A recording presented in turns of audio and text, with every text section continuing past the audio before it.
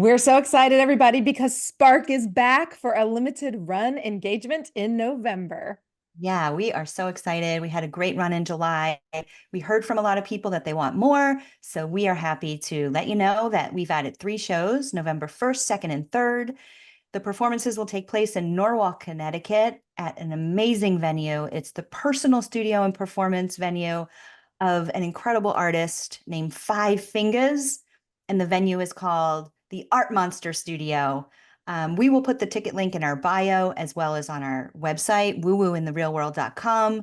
You won't want to miss this production, and we hope to see you there. My joy is her joy, is his joy, and our joy to share. Well, welcome back to Woo Woo in the Real World. I'm so excited for this episode today. We are talking all things Spark. And we have a guest today that's been part of this Spark process from the very beginning. Lynne, why don't you just take a moment to say hi? Hello, everybody. And yeah, so Becki, Yes. part of Spark and the Spark journey has been the music. So our friend Lynne is a musician, just like Becki.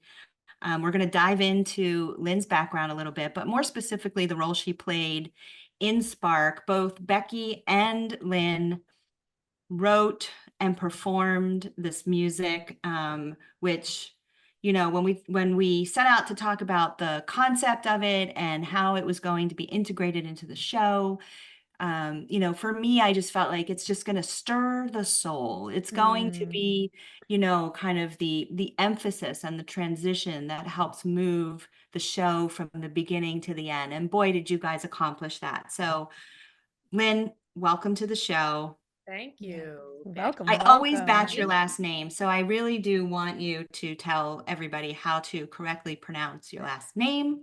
Oh, Lynne Robin Barasch. Barasch. Barasch. Lynne Robin Barasch.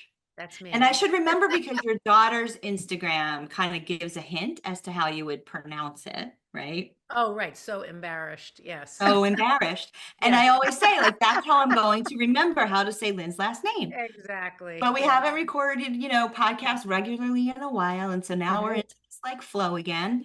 And I'm like, Lynne, I love you, Lynne. You're a great friend and you're in my heart. But what's your last name again? Like that would be weird.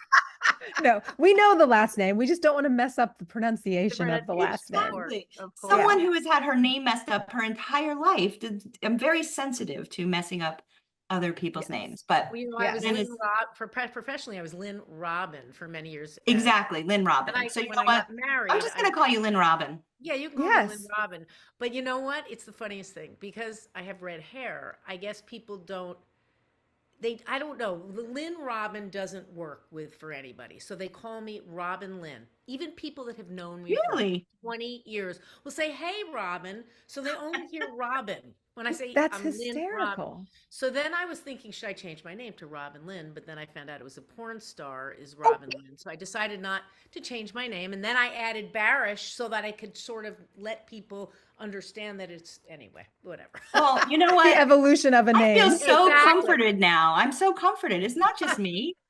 Right? There's something that has followed you around your whole life. Exactly. So maybe we could start there by giving a little background to our listeners about your name and why they might know it because your name has been out into the world in different ways. Yes. And so why don't you give everybody just a quick little Lynne Barasch bio and let us know a little bit about your background. All right. Well, I'm a musician. I went to Boston Conservatory of Music for music theater, which I came to New York and tried that for about 2 years, got close to getting a job on Broadway twice. And then I met 2 women who were in a group and we joined together as a group and they were musicians and songwriters. And I said, all right, I'm leaving theater behind. And I went straight into the pop music world. And I did that I've done that pretty much for the rest of my life. But I was in this band Fine Line and we were rocking and rolling and we were, it's always, I've been in so many three women groups. It's so interesting. Here we are again, which is kind of funny. But I was in a Celtic singing group with three women, and I was with Fine Line for, for many years. So different forms of singing groups and harmonies and layers. And when I was in this group Fine Line, we were a blonde, a redhead, and a brunette. And the industry at the time tried to single us out because they couldn't get the concept of three strong women. This was way back when. Yeah, it was very annoying. Some And themes just keep repeating, don't they?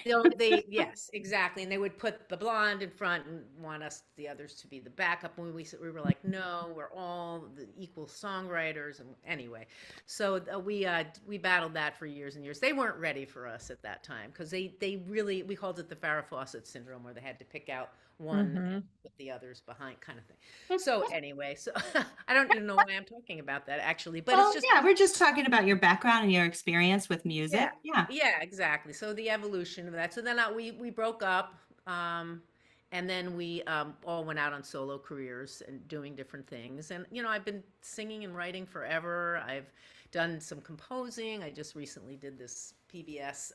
We're on the PBS app, a documentary called Leveling Lincoln, and we just won an Emmy. So that's Congratulations. That's Congrats. amazing. Yep. I just got my little certificate in the mail, which was like, So what? let me just say that Yes. Spark has an Emmy award winning music composer That's right. as Yes. part of its production. And I Ensemble, think that's yes. very cool. It is cool. I was very thrilled. I've never been so happy. The woman who did the documentary, Arden Lewis, was an old friend of mine from New Rochelle, where I grew up. And she invited me. She wanted everybody to. This was a documentary based on the. It was an integration case in New Rochelle of integrating the blacks and the whites together, and in schools. And it was a big court case. And this family, the Taylor family, went to my elementary school when I was a kid, and they tried to enroll their kids, and they said, no, you're black and this is a white school, and I'm sorry, you have to go back to the one black elementary school in New York City, I mean in New Rochelle, which was falling apart. And literally bricks were falling on the kids, and they got all the leftovers. I mean, this is back in the early 60s. Wow. Yeah. So they brought a lawsuit against the Board of Education in New Rochelle. They won, which was amazing. They tore down, it was Lincoln Elementary, that was the black elementary school. They tore it down because it was literally falling apart. And they moved and bused the kids to my elementary, which was Roosevelt, and all the other white elementary schools. So I grew up with completely multicultural, blacks and whites, and there was no difference for me as a kid, of course, and yet, it was hard on the white families, the conservative. It was just an interesting. Yeah. So your friend wrote a film, right? Yes, And she you scored the wrote the music film. for the film? Exactly. So, Wow. yes, and it was, it was an interesting, really interesting journey all through COVID. I wrote the music, which was hard because we were all going through so many things during that time. My kids moved in with me, and I'm like upstairs in my music room trying to write as literally the world's falling apart around me. So that, and doing it on Zoom with my other, my co-composer. So it was a little nuts. That's amazing. Yeah, That's but we amazing. did it. We did it. And then my friend won this Emmy, and she was as shocked as, I mean, and she did it on no budget. And she's also a kindergarten teacher. So she did kindergarten by day, and at night she worked on this film on a shoestring budget. And she Wow. won an Emmy. I'm just so thrilled for her. And then I got to tag along and get an Emmy certificate as well. So what I love about that story is the journey, right? I mean, you were Yes. two childhood friends, also, had your own lives going on, right? And, Yes. one of the things in terms of the major themes of Spark, we talk about these spark moments. And of course, the show itself is a very immersive theatrical experience of 12 women who take us on their personal stories of their spark moments, which we define as there is a moment in your life where just everything changes, right? It could be for the good, it could be for the bad, it could be a loss, it could be a love that you found, it could be a trauma, it could be just one moment that you say, I'm not going to take it anymore, right? And what I love about your story, though, is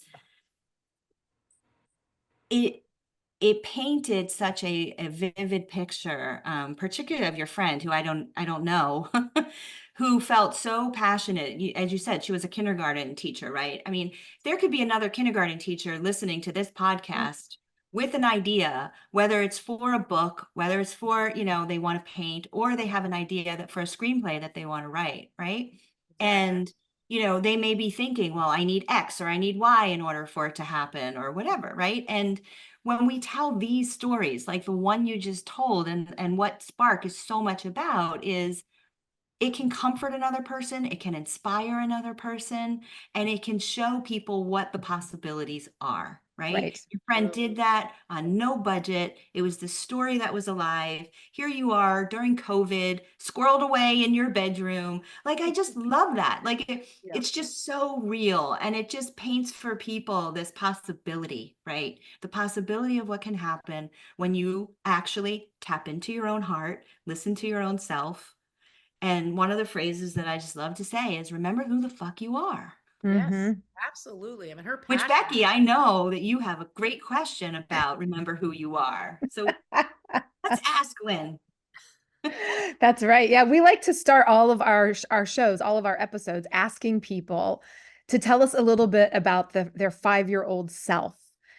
We think that that's kind of the essence. You're young enough where you haven't been totally exposed to all the different layers of life that get put on Right. that kind of fog perhaps your impression of who you are, but you're old enough to know and to remember. So we kind of tag 5 years old as the age. So anytime around that age, Yeah, like what were before, you doing? what were you doing? What was 5-year-old Lynne like? Well, I'm trying to remember. I'm trying to picture myself. I remember cartwheeling everywhere I went. That was definitely something I did as a kid, and I got a lot of attention for it. I was just always in a cartwheel. Can you do a cartwheel now? Yeah, no. Oh God, no. I think I would it would be scary. But Yeah, anyway. for me too, totally. Oh, really? Oh, but I went on to become a gymnast, so that made sense. But I was also really into music, and I started Mm-hmm. piano at 5. And I think we have that spark picture. That was me at 5, playing. No, that was me in second grade. I think playing piano. But anyway, I started lessons at 5, and I didn't want to practice, and it was I didn't I loved the actual just being able to play, but I didn't like Mm. this the rigidity. But I did it, and I learned, and my big brother was a pianist, so I wanted to kind of follow his footsteps. So, yeah, I'm trying, and I was a big animal lover. Animals, animals, animals. It's all about the dogs. So So pretty much those me at things stay the 5. same, except the cartwheel, huh? Yeah, yeah, no, cartwheeling does not happen anymore. Right, right. Well, it's the evolution of Lynne, right? I mean, Yes, Yeah. yeah. exactly, Some exactly. things Yeah. have to go, some things have to stay. And what's amazing is your music has stayed with you throughout your life. Exactly. Truly, it is the one So, thing that. ladies, I mean, you guys were Mhm. so intimately joined at the hip, for the process of writing the music, composing the music, and just making the music come alive. And, Spark is, it's a combination of things, and it's very multi-layered, right? So we have spoken Mm-hmm. word, we have music, we have movement. Um, there's even live painting that takes place in the middle of it. Obviously not giving out too much, but it's something to come see how all these layers are stitched together and how the music really brings the audience along, right? Mm-hmm. So Mm-hmm. I have to tell you, like every time, and even now, so we launched and we had that initial run in July at the Bethany Arts community in Ossining, New York, which was so magical and so amazing. But ever since then, all I do is walk around everywhere singing the opening, Om Mani Padme Hum, right? And Yeah. hearing how beautiful you guys sang that. And then I stitch it with the end, and I'm like, it only takes a spark. It only takes a spark, spark, spark. It's like always in my head, Yeah. right? And Yep. even today, knowing that we were going to be having a conversation, I'm like, this little light of mine, Yeah. I'm gonna let it shine. And it becomes like my anthem whenever Mm-hmm. I'm like, come on, girl, snap to it. You've got to shine today. But that's Mm-hmm. Mm-hmm. because of the two of you, right? So I'm going to shut up now and I'm going to let you guys talk about that process and the beauty of it and the magic of it and how you guys just alchemized it and just made it so incredible. I could not have asked for a more perfect two women doing this. And I know it wasn't comfortable. It wasn't for any of us, people that were doing monologues, people that were singing, for you guys that were doing, lots of those things, right? Both. Lynne, you also perform a monologue. Becky, you also do a solo performance. Like, this was like balls to the wall, like everywhere. It was a lot of stretching. It really was a lot of stretching. And right? So it would be interesting, I think, for people to understand perhaps maybe the spark moment of how the three of us came even together to begin with, because True. I take it for granted sometimes. Yeah. I know, like Tami and I have known each other for a long time, but Lynne and I have not known each other for a long time. We met, I was trying to think when that event was. Was it in October last year? I think so. I think it was October of 2023. What We was were the at event?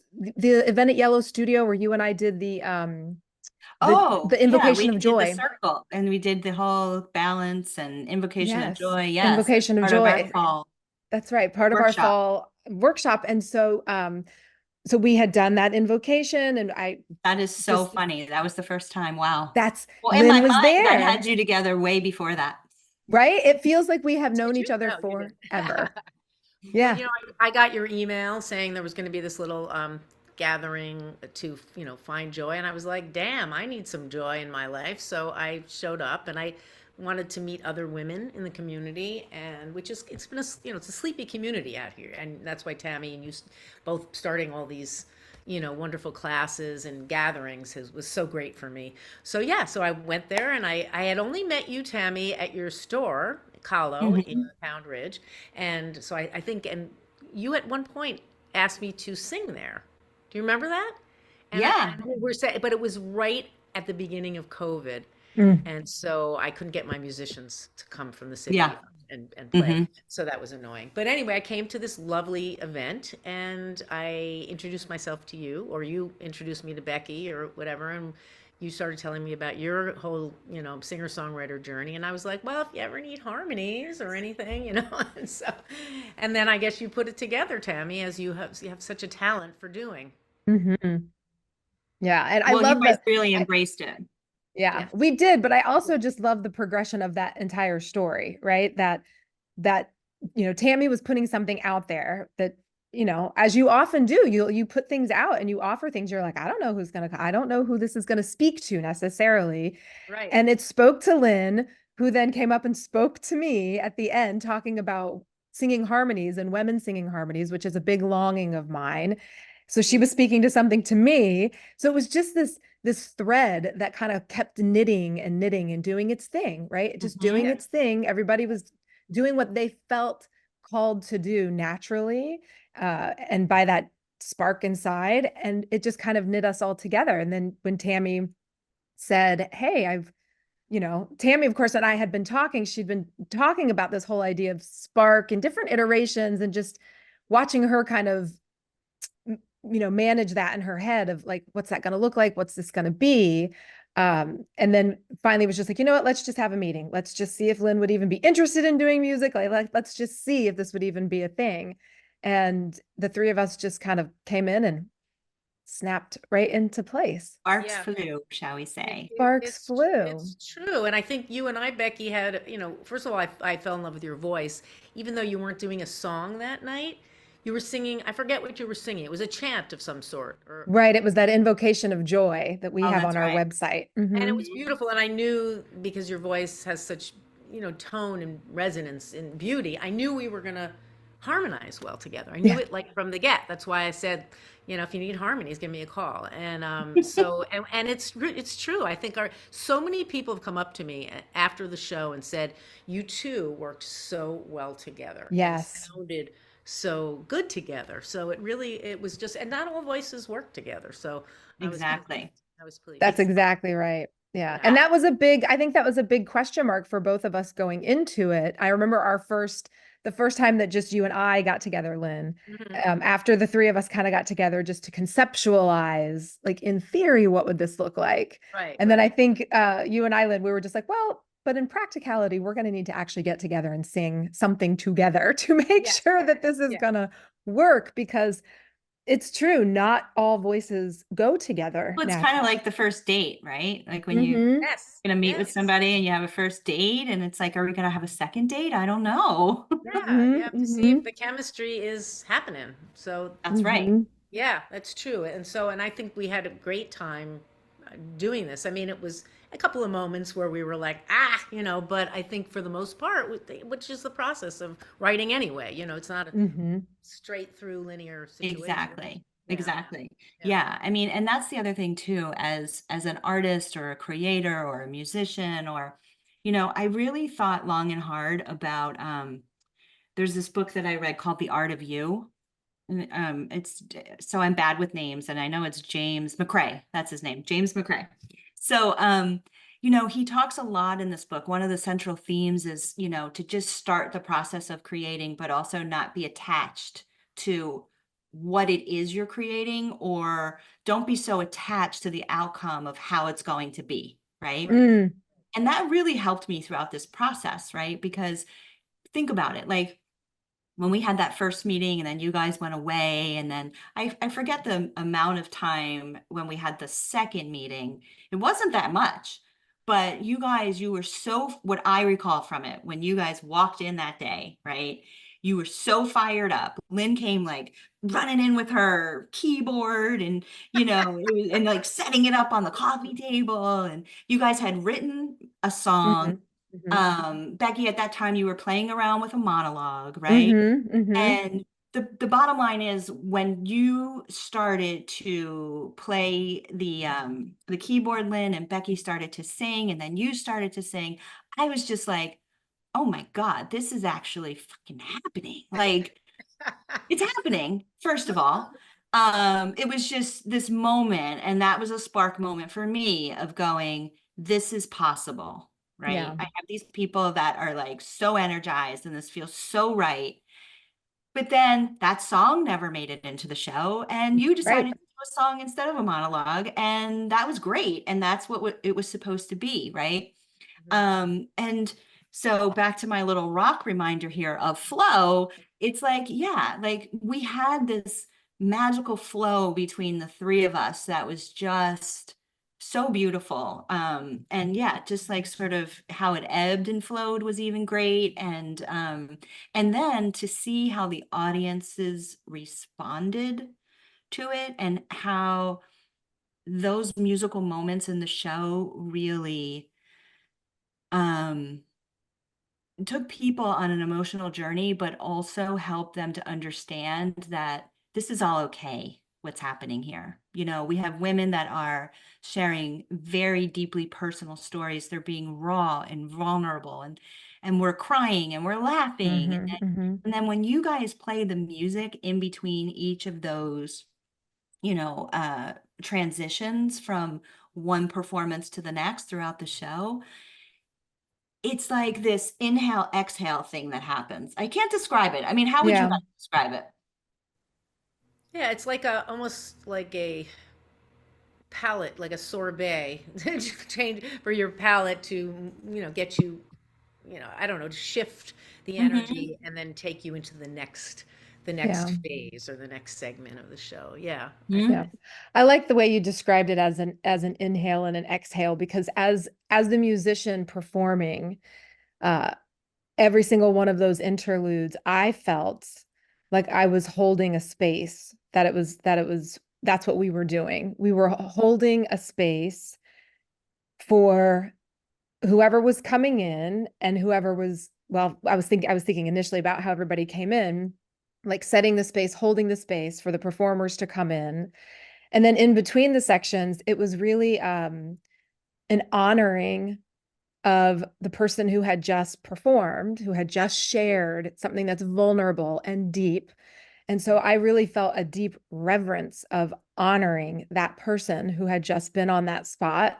And then also a welcoming of ushering in the next person and hopefully giving them a little bit of lift to come into their piece and feel confident and have a moment to get in their spot and take a breath and settle. So I felt it a lot for the performers. I felt it as a holding and a reverence for them. And then I know that our audience had an experience of their own. Like Lynne was just saying, I think for the audience, it was a palate cleanser. It was a good energy shifting. So I think it worked on a couple different levels, those interludes. Yeah, I agree. I think it was a moment to reflect, Mm-hmm. because the stories that these women are sharing, our friends, our new friends, it Mm-hmm. were so deeply personal on, whether they were funny or sad or whatever. And it really was, it was a wonderful way to exhale, inhale, exhale. And I love the Mm-hmm. way you described that, Becky, too. That was very eloquent. Yeah. Really beautiful. And it was really And fun to it do was that. fun.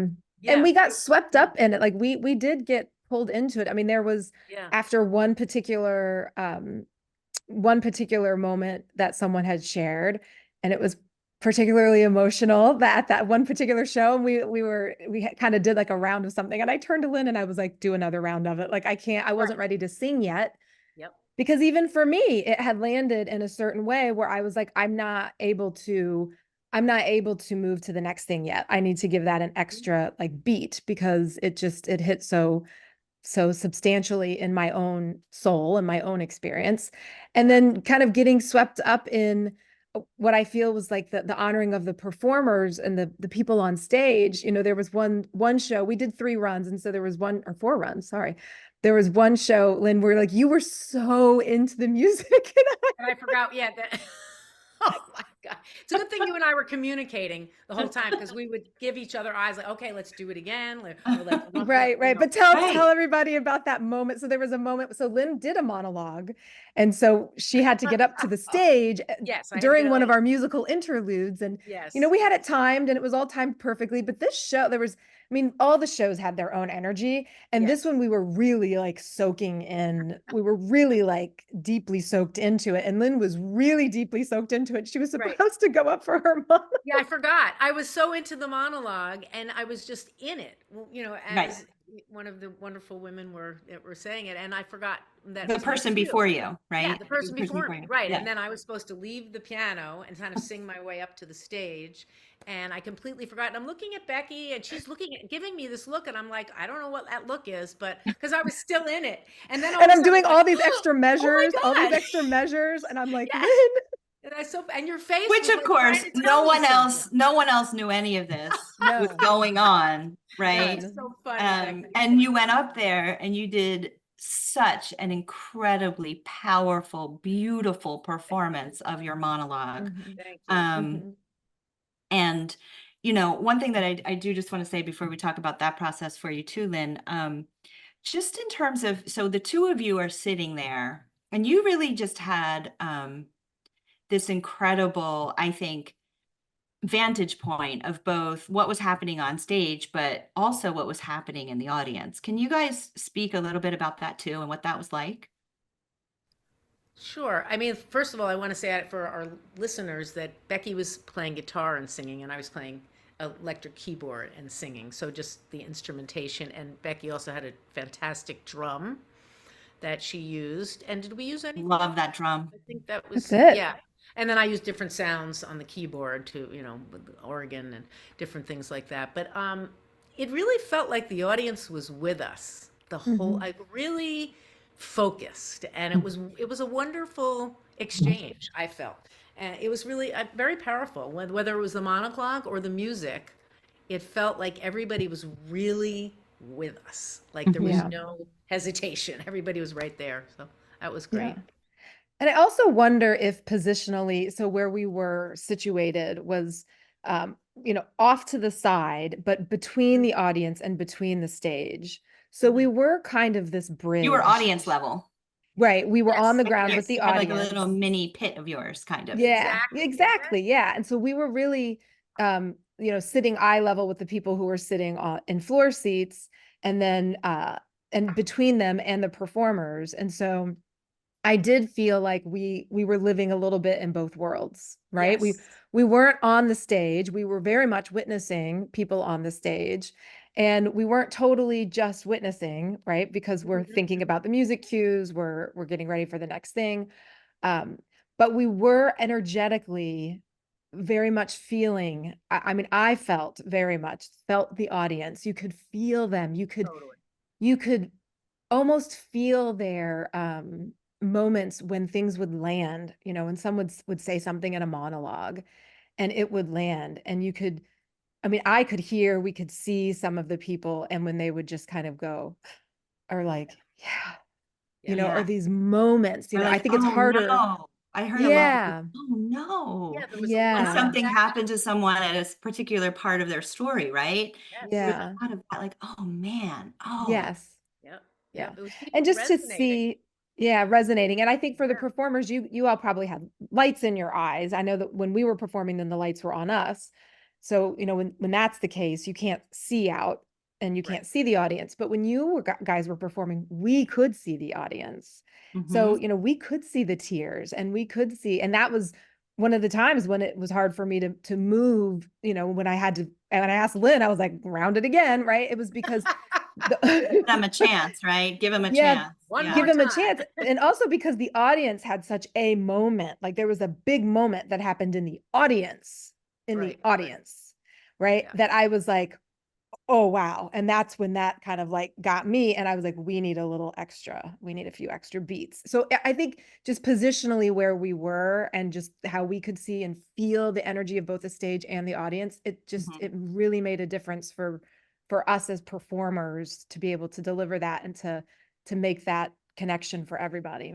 Yeah. Absolutely. I agree. So Lynn, jumping to your performance of your monologue in Yes. Spark, right? Mhm. So, every person that is featured in Spark, tells a story about their Spark moment and how deeply affected um, their lives were as a result of that. So obviously, without not giving too much away, but you performed just such an amazing piece on a topic that you had never spoken really publicly about, right? Yes. What? Never, So never. tell us, what was that like for you? It was a really amazing experience. I have to say, it was extremely cathartic. I was telling a story, and I won't give it away, but about a family member that I'm close to, and struggles that they had gone through, and have gone through with them for many, many, many, many years, and it was amazing to sit. And it was you guys who said, "Hey, why don't you tell that story?" I think maybe when we had a meeting with a couple of other ladies, they said, "Why don't you tell that story?" And I was like, "Wow, really? I've never told this story." I tell people one sentence here and there throughout my life, but I've never told the story. And as you know, because we kept having to edit me because I kept going on and on. I sat down to write this monologue, and it was just pouring out of me. And I had no idea that it was like right there under the Mm, just right there. It wasn't even under the surface. And I wrote so many pages. I mean, I think when I first timed my monologue, it was 25 minutes. And I got it down, luckily, to I think in the end it was like 11 something, but it was supposed to be 8. But Nobody was counting because also it didn't feel like that, right? right. So I yes, mean that's that, what a few people said to me. It didn't feel that long. right, Yeah. right, So that's good. So that yeah. means they were involved with it. Hmm. But it was hmm such a cathartic story for me to write, and it's something so powerful about the written word, and then taking the written word and actually speaking it to people. It was a Not unique. just people, but strangers. I Yes, mean, exactly. Yeah. Exactly. And being four vulnerable. times in a row in front of, of course you had some friends and family that come as we all did, Yeah. but I mean, by and large, it was a room full of strangers for multiple days, right? Yes, absolutely. And it was really a wonderful experience. I had a lot of people come up to me afterwards, to talk to me about it and tell me about their family member that had a similar situation. People came up to me in tears. Hmm. I finished I think the final performance on that Sunday, and a young man came up to me because he had resonated completely with the story, which is what you hope for, right? And Absolutely. he gave me a big hug, and I gave him a big hug back, and he started telling me his whole story, and he was crying.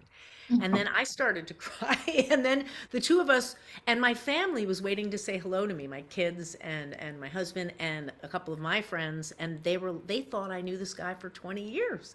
I said I had never seen him before or met him before, and all of a sudden we were locked and talking and hugging and just sharing, and it was so powerful for me. And when I reflected on it later in the night, I thought if it got through to one person and touched them that deeply, but it did. There was many more people that came up to me too, but his was in, the Yeah, most. yeah. Think about how the impact that you had on that person's life, right? Yes, and he said, "Please, we need to talk more about this issue." And I said, Yeah.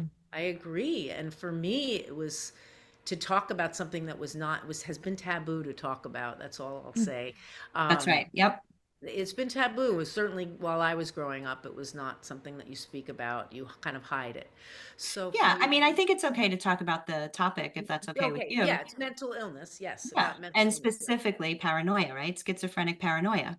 Right, right. And people don't want to talk about it and have been Right. hiding it. Um, when I was young, people would say, "How's your brother?" And I would say, he's fine." Like Right. I couldn't. I was told in so many ways that you just don't speak about it. So Right. it was so great to be able to open up and tell this story. Oh my God. I mean, I live it every day, but Yeah. it's to be able to share it. And I've kept it locked up. So it was a very amazing and emotional thing for me to share it. It really was, and to get the feedback from different people, was also really interesting. That a lot of people have mental illness in their families, but don't talk about it. Mm-hmm. And they don't share it, and it's painful and it's Mhm. tough.